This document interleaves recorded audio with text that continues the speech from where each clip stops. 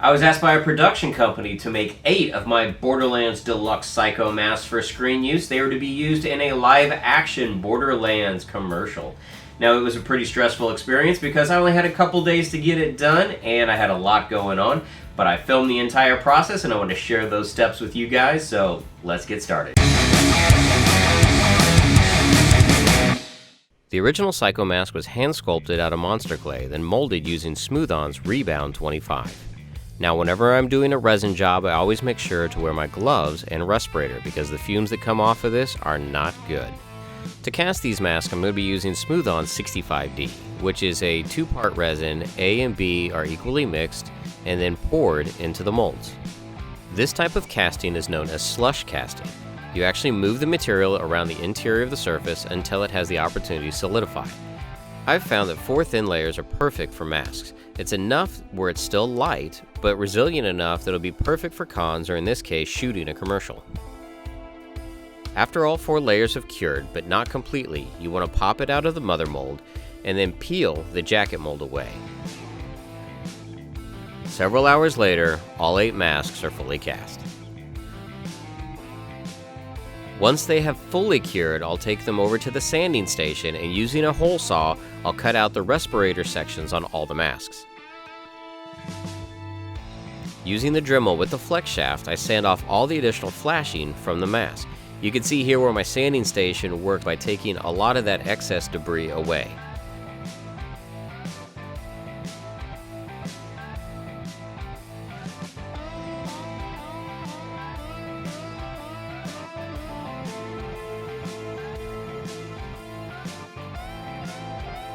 It does create a lot of resin dust, and so this is a perfect opportunity to use my shop vac to blow all the masks off and take a quick shop shower. My disc sander is perfect at cleaning up the back sides of all the respirators.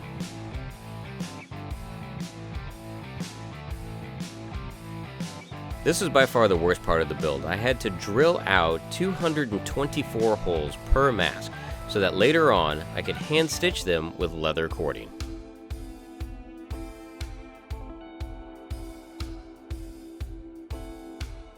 After all the holes had been drilled, I attached the respirators using Bob Smith super glue and an accelerator. Once the glue had fully cured, I took all the masks over to my painting area and sprayed them with a beige primer.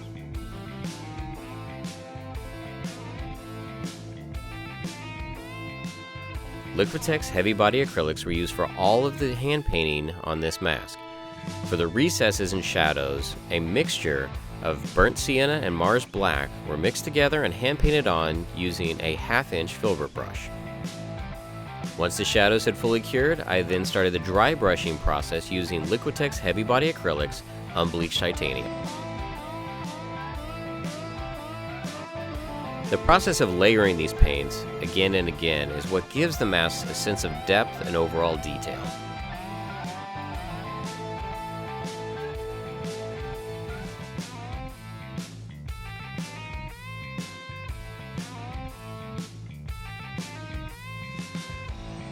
I really wanted the shadow areas on these to stand out, so I broke out my Iwata airbrush and some Createx black opaque.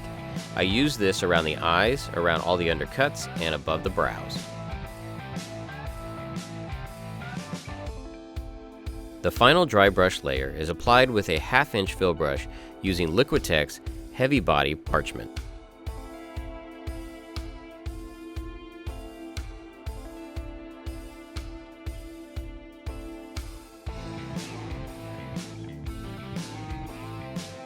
Once again, a mixture of burnt sienna and Mars black was mixed together and used to paint all of the leather straps.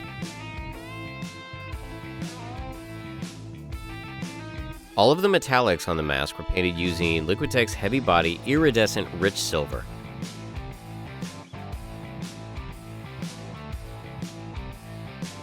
Shadowed areas were applied on all of the leather straps using a liner brush and Mars black. If you notice the paint job on these masks, they're very realistic, and it's because the producers wanted a real-world version of Borderlands, hence why there is no additional cell shading on any of these masks. Remember those 224 holes that I drilled out earlier in the video? Well, now's the fun time of taking some leather cording and stitching them through here. To do this on each mask, it takes about 45 to 50 minutes.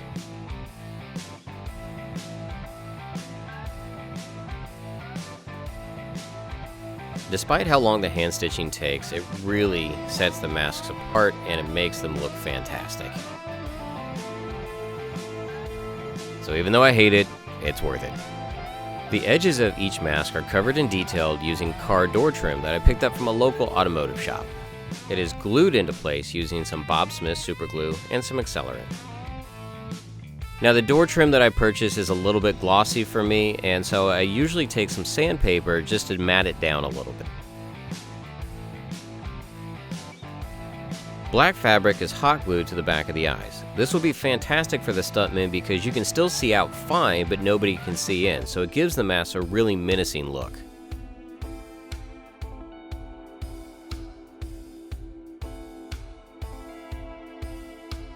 Nylon straps are glued to the top and sides of the mask to help secure it to your face, and Velcro is glued to the ends of the nylon straps on the sides to make it fully adjustable.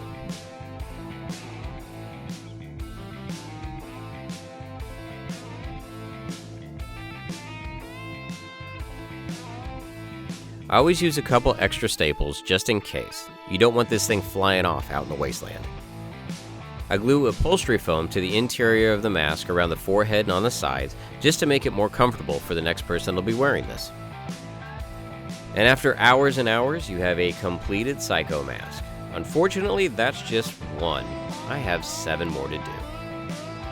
So you guys can tell it takes a lot to put these things together. Again, they're not mass produced overseas. Every single prop that I send out is handmade and a true dedication to the craft.